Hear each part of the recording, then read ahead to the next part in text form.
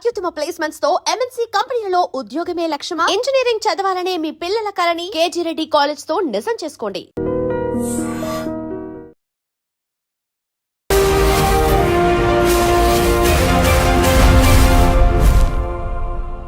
నమస్తే, welcome to I dream social spot light with Kavitha. T20 world cup match లో India తన విశ్వరూపాన్ని చూపించింది. అటు బ్యాటింగ్, బౌలింగ్, ఫీల్డింగ్ అన్ని రంగాల్లోనూ తన పట్టుని ప్రదర్శించింది. యాక్చువల్ గా అక్కడ న్యూజిలాండ్ ఓడిపోయిందా, భారతదేశం గెలిచిందా? దేశం అంతా ఎందుకని ఇంత పెద్ద ఎత్తున సెలబ్రేట్ చేసుకుంటున్నాయి, సంబరాలు చేసుకుంటున్నాయి? మనతో పాటుగా ఉన్నారు cricket commentator and sports analyst Venkatesh గారు. వెంకటేష్ గారు, నమస్కారం అండి. నమస్తే కవిత గారు. సో నిన్న రాత్రి మ్యాచ్ చూసిన తర్వాత ఏమనిపించింది మీకు? ఒకటండి, ఇప్పుడు మ్యాచ్ మనం వన్ సైడెడ్ గా గెలిచాం, టోటల్ గా డామినేట్ చేశాం. ఈ మ్యాచ్ లోనే కాదు, గత 2 సంవత్సరాలుగా ఇంటర్నేషనల్ క్రికెట్ లో పర్టికులర్లీ ఈ ఫార్మాట్ లో మనం డామినేట్ చేస్తూ వస్తున్నాం. మీరు చూడండి, 2024 లో ఒక్క మ్యాచ్ కూడా ఓడిపోకుండా మనం రోహిత్ కెప్టెన్సీలో T20 వరల్డ్ కప్ గెలిచాం. ఆ తర్వాత బయలాటరల్స్ లో ప్రతి సిరీస్ గెలుస్తూనే ఉన్నాం. ఏదో 1-6 మ్యాచ్లు ఓడిపోవడం తప్పిస్తే ప్రతి మ్యాచ్ గెలుస్తూనే ఉన్నాం. ఏషియా కప్ గెలిచాం. సో ఈ ఫార్మాట్ లో ఇండియా సుప్రీమసీని మరొకసారి అసర్ట్ చేసుకున్నాం అంతే తప్ప కొత్తగా మనం చేసింది ఏమి లేదు. సో ఎంత బాగా ఆడుతున్నారు మన టీం, ఎంత స్ట్రాంగ్ గా ఉంది. ఒక మ్యాచ్ ఓడిపోయాం South Africa, that happens. Cricket లో ప్రతి మ్యాచ్ గెలవాలని లేదు, కానీ ఆ మ్యాచ్ వాళ్ళు ఏ రకంగా ఓడిపోయి ఎక్కడ తప్పులు జరిగాయని ఇమీడియట్ గా మనం ఆ కోర్స్ కరెక్షన్ చేసుకొని మళ్ళీ మనం బ్రహ్మాండంగా విజృంభించడం అనేది మనం చూసాం. So India's win was never in doubt. మనకి నో డౌట్ సెమీఫైనల్లో ఇంగ్లాండ్ చాలా టఫ్ ఫైట్ ఇచ్చింది, కానీ మన దగ్గర బుమ్రా లాంటి ఒక అస్త్రం, బుమ్రాస్త్రం అంటే బ్రహ్మాస్త్రం ఉండడం వల్ల అది కూడా మనం బయటపడగలిగాం.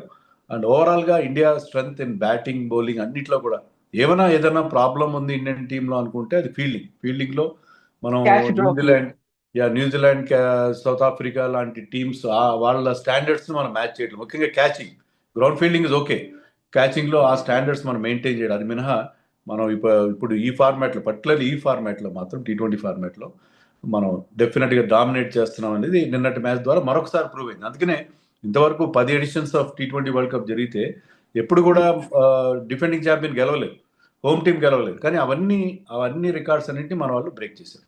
సో అది మన సుప్రీమసీ. మనకి అంటే ఎలాంటి కండిషన్స్ ఎలా అయినా సరే మనం గెలుస్తామని చెప్పి మన వాళ్ళు మరొకసారి ప్రూవ్ చేశారు. సో సంజు శాంసన్ వరుసగా థర్డ్ మ్యాచ్ లో కూడా తన ఫామ్ ని కంటిన్యూ చేశాడు. తను ఏంటి అనేది చూపించుకున్నాడు.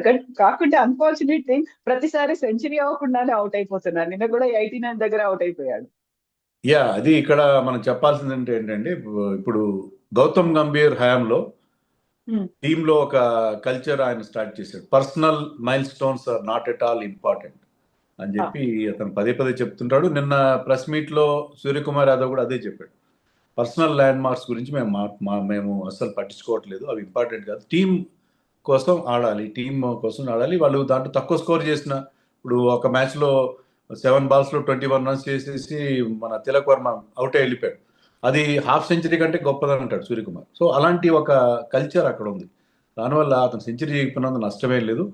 ఒకటేంటంటే, సంజు శాంసన్ 11 ఏళ్ళుగా ఆడుతున్నాడు, ఎప్పుడు కూడా ఇంత కన్సిస్టెంట్గా ఆడలేదు, ఇంత బాగా కూడా ఆడలేదు ఇంటర్నేషనల్ లెవెల్.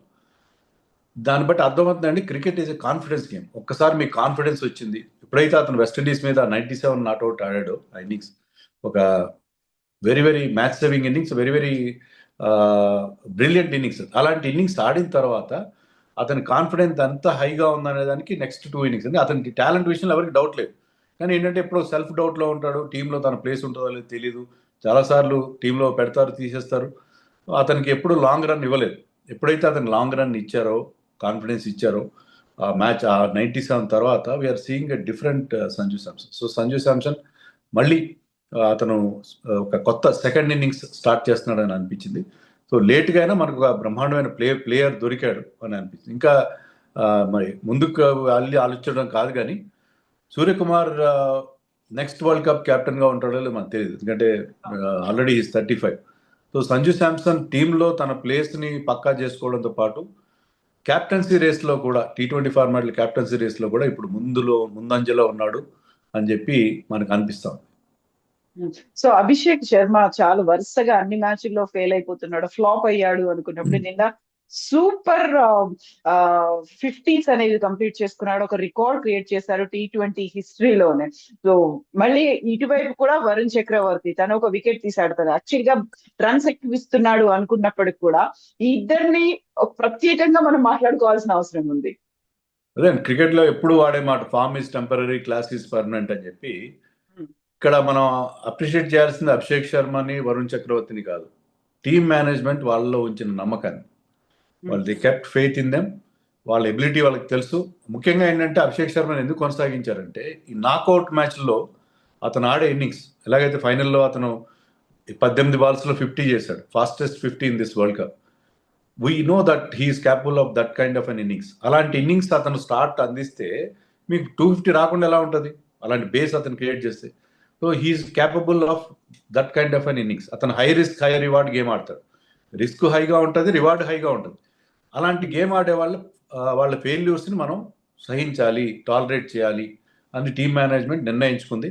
అతను ఎన్ని ఫెయిల్ 3 డకౌట్లు అయినా తర్వాత కూడా ఒక 50 మాత్రం చేసి వరుసగా ఆడిన 8 మ్యాచ్ల్లో, అంటే నిన్న మ్యాచ్ పక్కన 7 మ్యాచ్ల్లో, నిన్న మ్యాచ్ ముందు 7 మ్యాచ్లు ఆడితే ఒకే ఒక 50 చేశాడు. మిగతా 6 మ్యాచ్ల్లో ఫెయిల్ అయ్యాడు.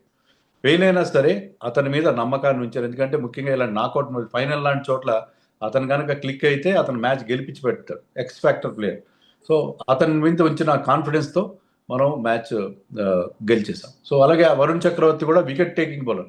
నిన్న మ్యాచ్లో మనం చూసాం టిమ్ సైఫర్డ్ చాలా అగ్రెసివ్గా ఆడుతున్నాడు, అతను ఒక్కడే ఇండియాకు ఒక థ్రెట్గా ఉన్నాడు. సో వరుణ్ చక్రవర్తి తన 2వ ఓవర్లో అతను అవుట్ చేశాడు. సో వరుణ్ చక్రవర్తి కొన్ని రన్స్ ఇచ్చిన మిడిల్ ఓవర్స్లో వికెట్స్ తీయడం స్పిన్నర్స్ కూడా డ్యూటీ.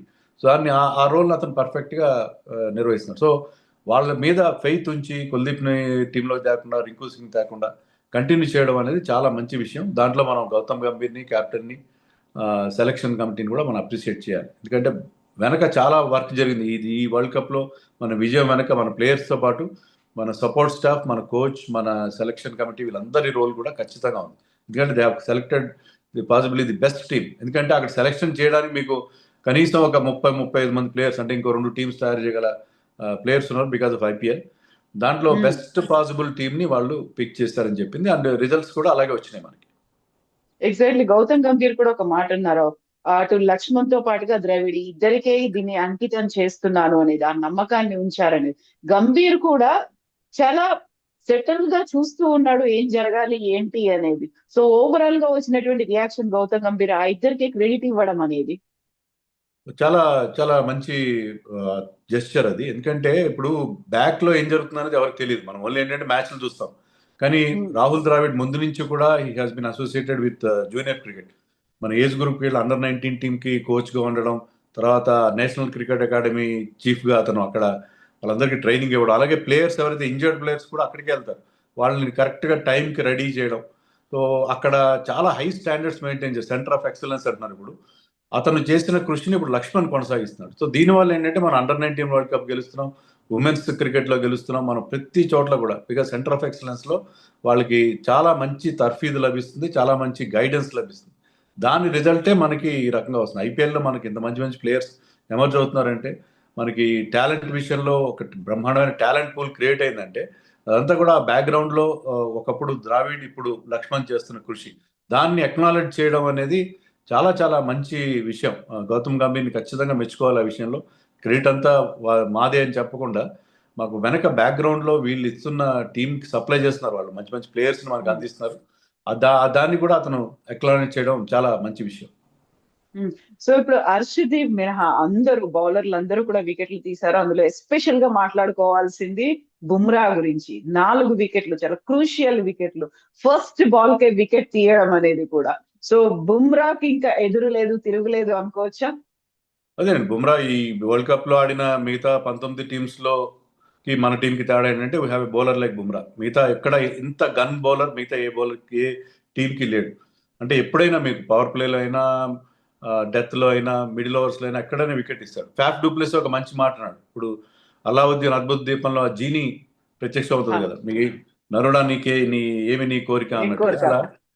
గో టు మ్యాన్ అనమాట. కెప్టెన్ కి ఎప్పుడుకైనా వికెట్ కావాలి అంటే బుమ్రా చేతికి బాల్ ఇస్తే, లేకపోతే టఫ్ సిచ్యుయేషన్ లో రన్స్ రెస్ట్రిక్ట్ చేయి, లేకపోతే వికెట్ తీ, మమ్మల్ని ఈ క్రైసిస్ నుంచి బయటపడే అని చెప్పి కెప్టెన్ కనుక కోరితే Bumrah will work out that magic. So ఆ మ్యాజిక్ అనేది బుమ్రా దగ్గర ఉంది.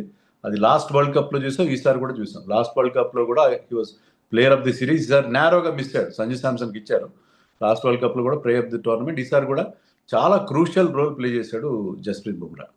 సో అతని గురించి ఎంత చెప్పినా కూడా తక్కువే. ఎందుకంటే మనం ఎప్పుడు చెప్తుంటాం, batsmen win you matches, bowlers win you tournaments అని. సో అతను వేసిన స్పెల్స్ పర్టికులర్లీ వెస్టిండీస్కి ఎగెన్స్ట్గా, తర్వాత సెమీఫైనల్లో ఇంగ్లాండ్ మీద వేసిన డెత్ బౌలింగ్, ప్లస్ ఈ మ్యాచ్లో స్టార్టింగ్లో వికెట్ వేయడం, తర్వాత చివరిలో వచ్చి మళ్ళీ తొందరగా వాళ్ళ ఛాలెంజ్ని కంప్లీట్గా నలిఫై చేయడం.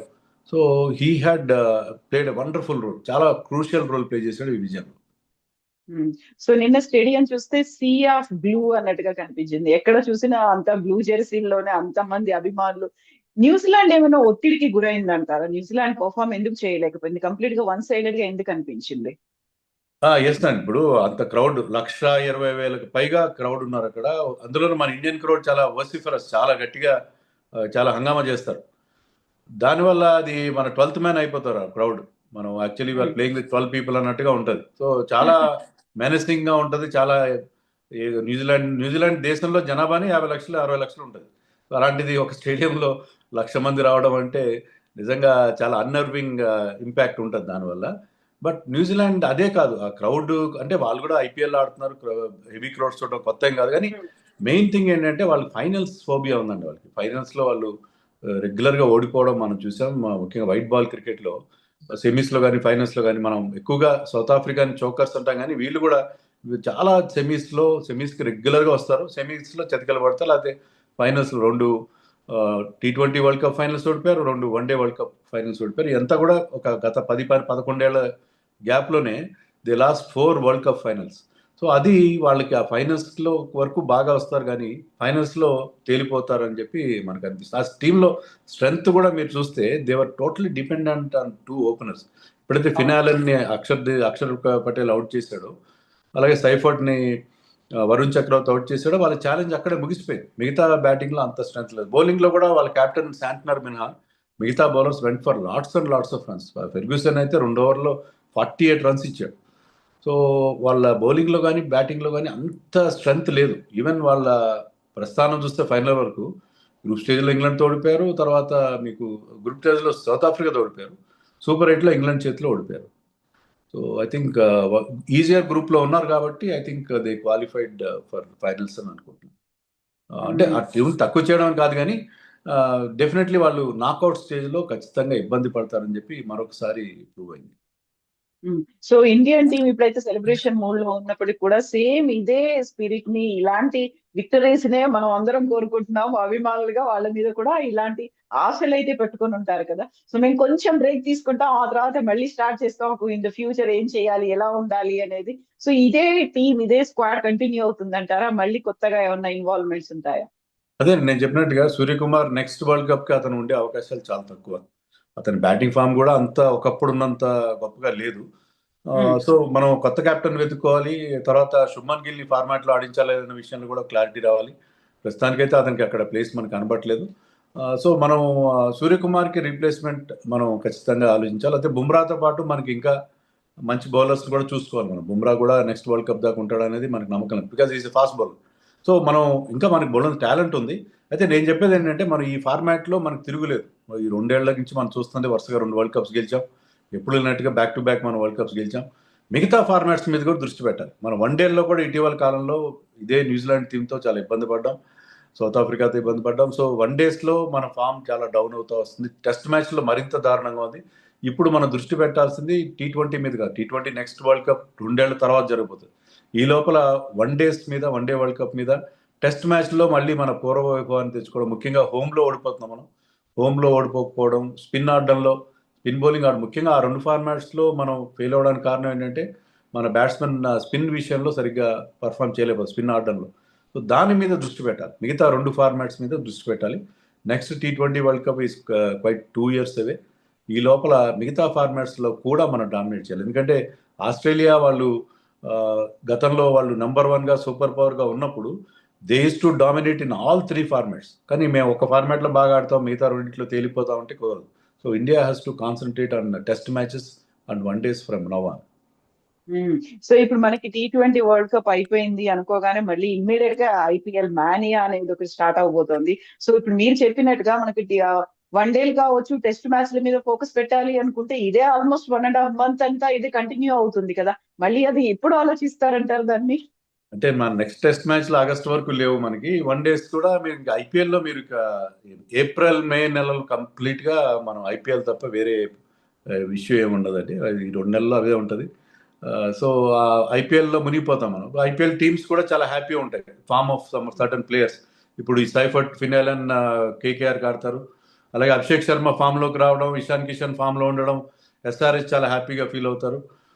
సో బెతల్ ఫామ్లోకి రావడం, ఆర్సీబీ చాలా హ్యాపీగా ఫీల్ అవుతారు. సో వీళ్ళు కూడా వాళ్ళ టీం సంబంధించి ఆల్రెడీ క్యాల్కులేషన్స్ మొదలైపోతాయి. సో ఇక్కడ నుంచి మనం టీమిండియా గురించి మర్చిపోయి మీ ఐపీఎల్ టీమ్స్ గురించి, ఎవరి ఫేవరెట్ టీమ్స్ వాళ్ళు మాట్లాడే cricket will go on. Cricket మనకి ఎక్కడా కూడా గ్యాప్ అనేది ఉండదు. IPL I think 28th start అవుతుంది ఈ నెలలో. సో ఒక 20 రోజుల గ్యాప్లో మళ్ళీ again IPL band wagon will start. So మనకి మళ్ళీ మనం ఫోకస్ పెట్టాలంటే ప్రస్తుతానికైతే దాని గురించి ఎవరు మాట్లాడరు. కానీ ఈ దృష్టి అయితే ఖచ్చితంగా ఉండాలి. టెస్ట్ మ్యాచ్లో ఎవరిని ఆడించాలి, టెస్ట్ స్పెషలిస్ట్ని తయారు చేసుకోవాలి. ఆకిబ్ నబీ లాంటి జమ్మూ కాశ్మీర్ బౌలర్స్ లాంటి వాళ్ళు చాలా బాగా పర్ఫామ్ చేస్తున్నారు. సో వాళ్ళని టెస్ట్ మ్యాచ్లో తీసుకురావాలి. టెస్ట్ మ్యాచ్ స్పెషలిస్ట్ని తయారు చేసుకొని వాళ్ళని మిగతా ఫార్మాట్స్కి దూరంగా పెట్టి మనం ముందుకెళ్లాల్సిన అవసరం కనిపిస్తుంది. సో కొన్ని గంటలు అవుతుంది కప్పు గెలుచుకున్న తర్వాత, ఇంకా సెలబ్రేషన్స్ లోనే దేశం ఉంది. బట్ మళ్ళీ అంతే ఈగర్ గా ఐపీఎల్ కోసం కూడా వెయిట్ చేస్తుంది. మీరు ఉన్నారా, వెయిట్ చేస్తున్నారా? Are you ready? ఐపీఎల్ కోసం డెఫినెట్గా అండి. ఎందుకంటే ఐపీఎల్ అనేది ఇట్ హస్ బికమ్ ఒక పండగలాగా అయిపోయింది. ప్రతి ఏడాది వచ్చే 2 నెలల పండగ అది. దాంట్లో ప్రతి ఒక్కరు ఇన్వాల్వ్ అవుతారు. చాలా మంది ఏంటంటే ఇంటర్నేషనల్ క్రికెట్ కూడా చూడరు, బట్ ఐపీఎల్ మాత్రం రెగ్యులర్గా చూస్తారు. సాయంత్రం అయ్యేసరికి ప్రతి ఒక్కరికి 7 గంటలకి ఐపీఎల్ మ్యాచ్ చూడడం అనేది it becomes a part of your life. సమ్మర్లో మొత్తం మనకి అదే ఎంటర్టైన్మెంట్గా మారుతుంది. సినిమాలు రిలీజులు కూడా ఆగిపోతాయి. So let us get ready for IPL అని అంటాను నేను కూడా ఖచ్చితంగా రెడీ అవుతాను ఐపీఎల్ చూడడానికి. ఎస్ వెంకటేష్ గారు, థ్యాంక్ యూ సో మచ్ అండి. Thank you. And for more videos, Please subscribe to iDream. Please subscribe to iDream. Please subscribe iDream. And please subscribe to iDream. For more videos, subscribe to iDream. please like, share and subscribe to the channel. Congratulations, iDream. Subscribe to iDream. Subscribe to iDream. So subscribe to iDream Media. iDream ki iDream team andarki huge congratulations. Please subscribe iDream Media. Please subscribe to iDream. Subscribe iDream. Please subscribe to iDream. iDream అంటే నా కళల channel subscribe చేసుకున్న నోరు తిరుగుతలేదు. మీరైతే గంట గుర్తు కొట్టండి. For more such videos, please subscribe to iDream. Subscribe to iDream. Please subscribe to iDream. Please subscribe iDream Media. Please do subscribe to iDream. Please subscribe to iDream Media. For best entertainment and information, please subscribe iDream. And don't forget to subscribe to iDream.